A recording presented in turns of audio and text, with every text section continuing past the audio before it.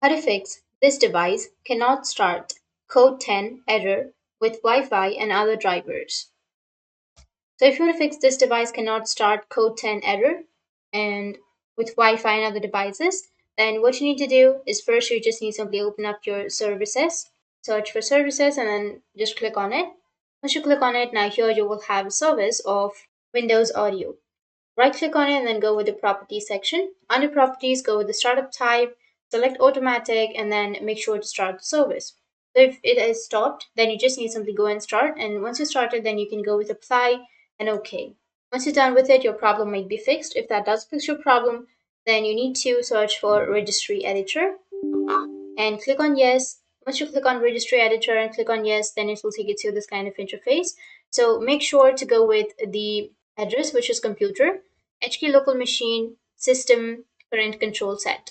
Now once you're under here, expand control. And under control, you need to go with class.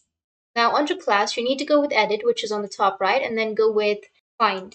Under find, you need to paste the thing that I've entered in the description and then go with find next. You will have the folder, right?